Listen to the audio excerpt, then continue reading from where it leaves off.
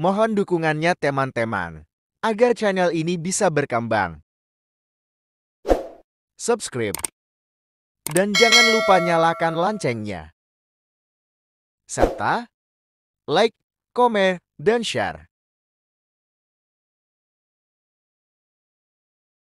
Selamat datang di channel Firman Tuhan 19. Berbagi firman mempersembahkan Imamat pasal 13. Penyakit kusta. Tuhan berfirman kepada Musa dan Harun, apabila pada kulit badan seseorang ada bengkak atau bintil-bintil atau panau yang mungkin menjadi penyakit kusta pada kulitnya, ia harus dibawa kepada Imam Harun atau kepada salah seorang dari antara anak-anaknya, imam-imam itu. Imam haruslah memeriksa penyakit pada kulit itu, dan kalau bulu di tempat penyakit itu sudah berubah menjadi putih, dan penyakit itu kelihatan lebih dalam dari kulit, maka itu penyakit kusta. Kalau imam melihat hal itu, haruslah ia menyatakan orang itu najis. Tetapi jikalau yang ada pada kulitnya itu hanya panau putih dan tidak kelihatan lebih dalam dari kulit, dan bulunya tidak berubah menjadi putih, imam harus mengurung orang itu 7 hari lamanya. Pada hari yang ketujuh, haruslah imam memeriksa dia. Bila menurut penglihatannya penyakit itu masih tetap dan tidak meluas pada kulit, imam harus mengurung dia 7 hari lagi untuk kedua kalinya. Kemudian pada hari yang ketujuh, haruslah imam memeriksa dia untuk kedua kalinya. Bila penyakit itu menjadi pudar dan tidak meluas pada kulit, imam harus menyatakan dia tahir. Itu hanya bintil-bintil. Orang itu harus mencuci pakaiannya dan ia menjadi tahir.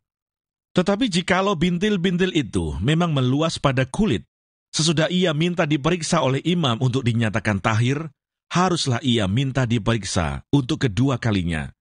Kalau menurut pemeriksaan imam, bintil-bintil itu meluas pada kulit, imam harus menyatakan dia najis, itu penyakit kusta.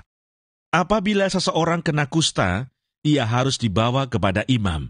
Kalau menurut pemeriksaan imam pada kulitnya ada bengkak yang putih, yang mengubah bulunya menjadi putih, dan ada daging liar timbul pada bengkak itu, maka kusta idapanlah yang ada pada kulitnya.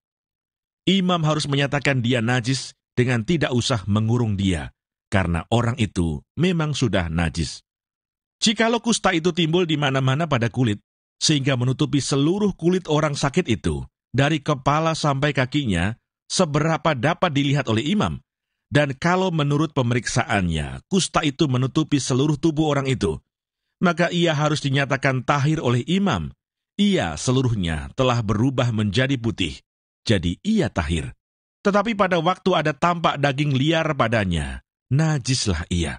Kalau daging liar itu dilihat oleh imam, ia harus menyatakan orang itu najis. Karena daging liar itu najis, dan itu penyakit kusta.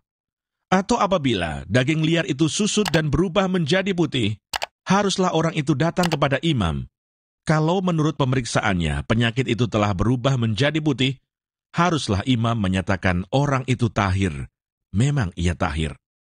Apabila pada kulit seseorang ada barah yang telah sembuh, tetapi di tempat barah itu timbul bengkak yang putih atau panau yang putih kemerah-merahan, haruslah orang itu minta diperiksa oleh imam. Kalau menurut pemeriksaannya, panau itu kelihatan lebih dalam daripada kulit dan bulunya telah berubah menjadi putih, maka imam harus menyatakan, orang itu najis, karena penyakit kustalah yang timbul di dalam barah itu. Tetapi jikalau panau itu diperiksa oleh imam, dan ternyata tidak ada bulu yang putih padanya, dan tidak lebih dalam daripada kulit, malahan pudar, imam harus mengurung orang itu 7 hari lamanya. Dan jikalau panau itu memang meluas pada kulit, imam harus menyatakan dia najis, itulah penyakit kusta. Tetapi jikalau panau itu masih tetap dan tidak meluas, maka itu bekas barah, dan imam harus menyatakan orang itu tahir.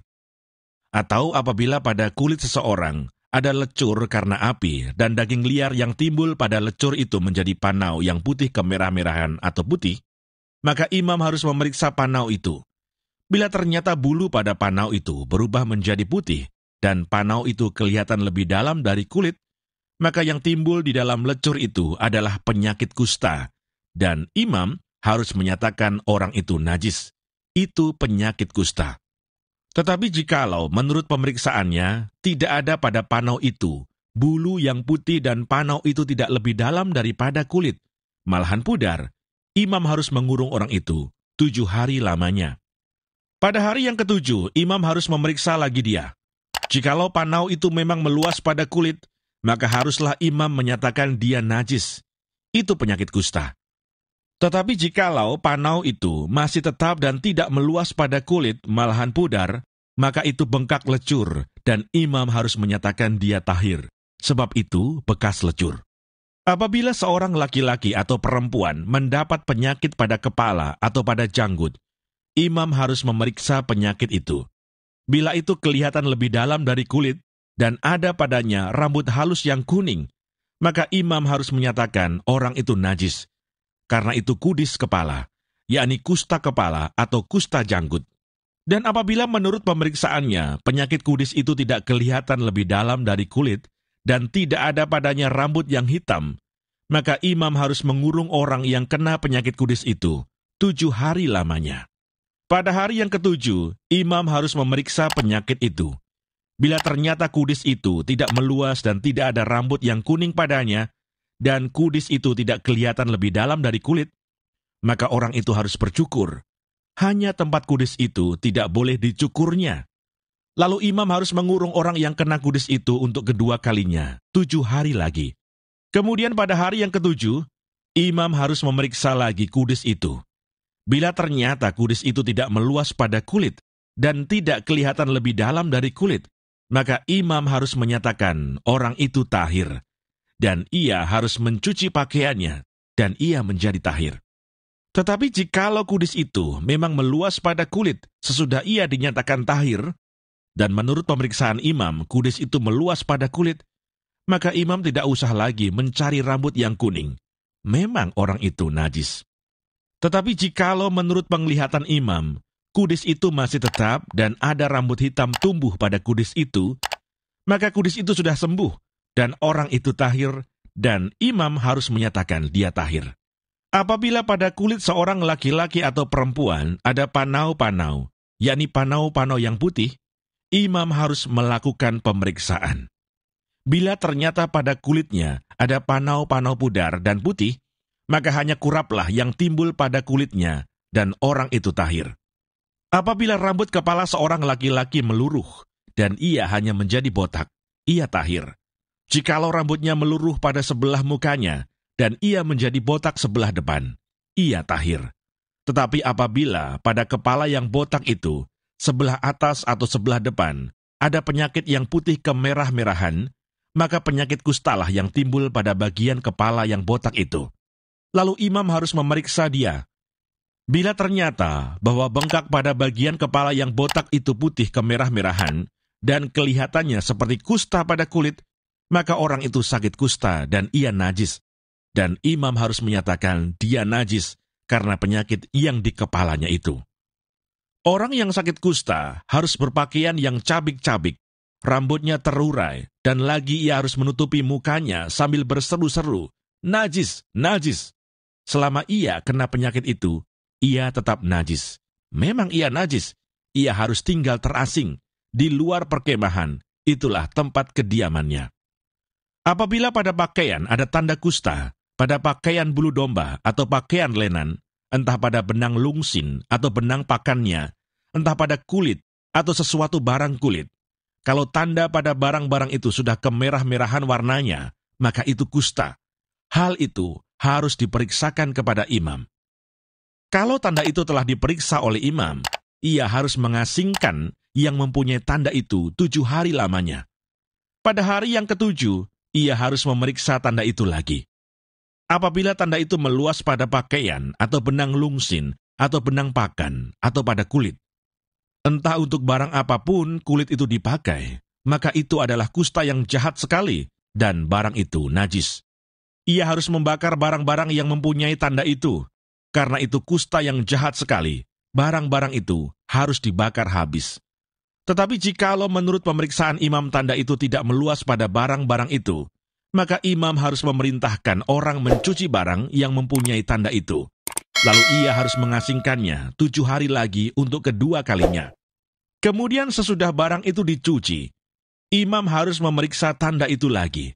Bila ternyata rupa tanda itu tidak berubah, biarpun itu tidak meluas, maka barang itu najis, dan engkau harus membakarnya habis, karena tanda itu semakin mendalam pada sebelah belakang atau sebelah muka. Dan jikalau menurut pemeriksaan imam, tanda itu menjadi pudar sesudah dicuci, maka ia harus mengoyakkannya dari barang-barang itu. Tetapi jikalau tanda itu tampak pula pada barang-barang itu, maka itu kusta yang sedang timbul. Barang yang mempunyai tanda itu haruslah kau bakar habis. Tetapi barang-barang yang telah kau cuci, sehingga tanda itu lenyap daripadanya, haruslah dicuci untuk kedua kalinya, barulah menjadi tahir. Itulah hukum tentang kusta yang ada pada pakaian bulu domba, atau lenan, atau pada benang lungsin, atau pada benang pakan, atau pada setiap barang kulit, untuk menyatakan tahir atau najisnya. Terima kasih sudah mendengarkan firman Tuhan. Segera kembali lagi di video berikutnya, selalu dekatkan hati Anda dengan Tuhan. Tuhan selalu mendengarkan doa-doamu.